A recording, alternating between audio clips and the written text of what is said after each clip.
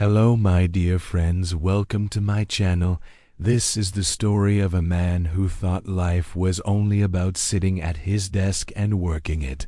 Took one small injury and one kind person to show him how to stand up for his own health. Daniel Carter's desk was his kingdom. He was a graphic designer at a mid-sized marketing company, and almost every waking hour was spent in his chair, eyes locked on the bright glow of his computer screen. He loved design, the thrill of turning a blank page into something colorful and alive, but his body, well, it didn't share the same enthusiasm. His apartment was neat, but plain.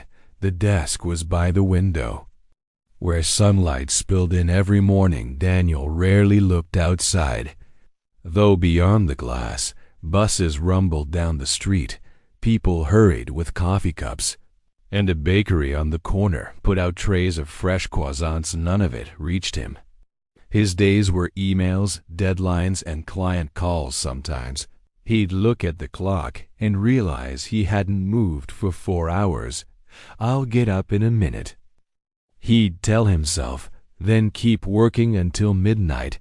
It was a Tuesday when it happened. Daniel leaned forward to adjust a detail on a project, a tiny curve in a company logo, and felt Ida sharp. Hot pain shot through his lower back. He froze. What the... He leaned back in his chair, trying to stretch, but the pain stayed.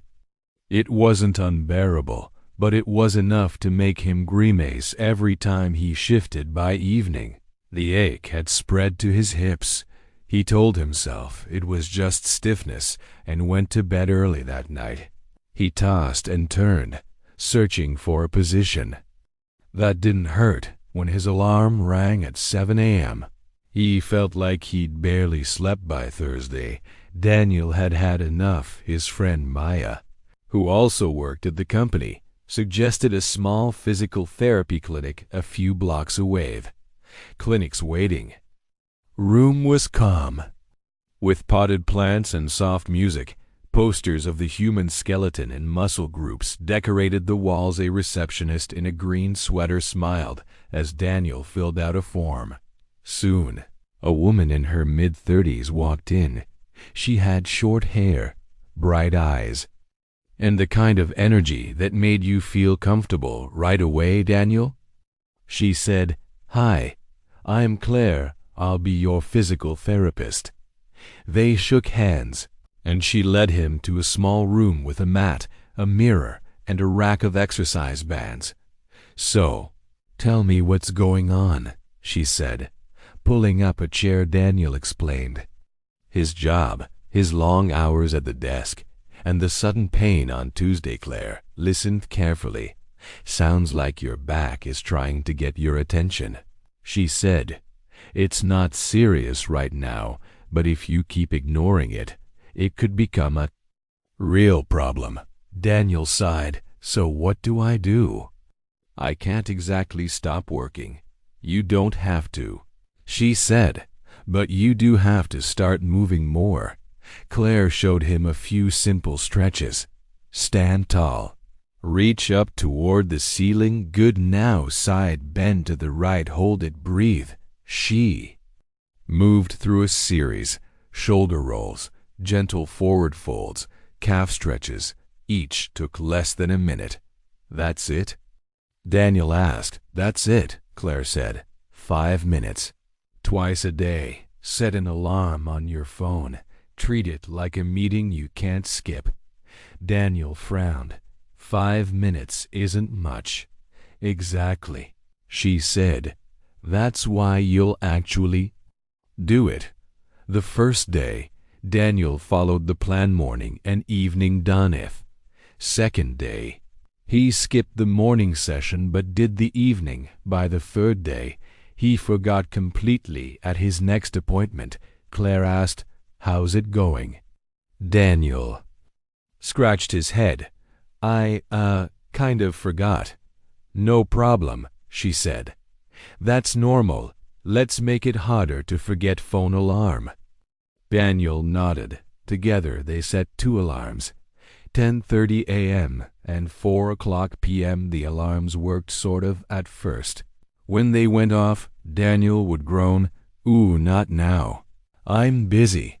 But he'd remember Claire's words, "Treat it like a meeting you can't skip." After a week, he noticed something surprising. His back hurt less. He started taking short walks to refill his water bottle, standing during phone calls, and rolling his shoulders when files loaded slowly. One afternoon, during a video meeting, his alarm went off. Daniel stood and started his stretches without thinking. What are you doing?" Maya asked, grinning from her little square on the screen. "Stretch break." Daniel said, "Doctor's orders. That's brilliant." Maya said, "I've been sitting here for hours. Hang on." She stood and copied his side bend. Soon another teammate joined in. They laughed as they tried to balance on one foot together. Over the next few weeks, more people noticed. Daniel started sending a quick chat message at 3 p.m. stretch time. At first, only 2 or 3 responded, but soon, almost the whole team joined in. They made it fun, playing upbeat music, sharing silly stretches, even having hat day, where everyone wore something ridiculous while stretching. With more energy, Daniel began walking before work. The cool morning air felt fresh in his lungs. He passed the bakery, where the smell of bread drifted out, and the park, where kids played before school. He noticed small things he'd never paid attention to. The way sunlight hit a building, the bright green of new leaves, the sound of pigeons fighting over crumbs. One Friday, the company invited Daniel to speak at their wellness event. Standing in front of the group, he said, "I used to think the best way to succeed was to work non-stop. Then my back told me otherwise. Claire taught me that taking care of your body doesn't take hours. It can start with 5 minutes a day." Those 5 minutes changed everything. People clapped. Several came up afterward to ask for his stretch routine. Daniel still worked hard, but he never ignored his body again. 5 minutes became 10, 10.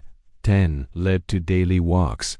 Walks led to cooking at home, better sleep, and more energy. It wasn't magic. It wasn't overnight. It was one step at a time. Change doesn't have to be big or fast.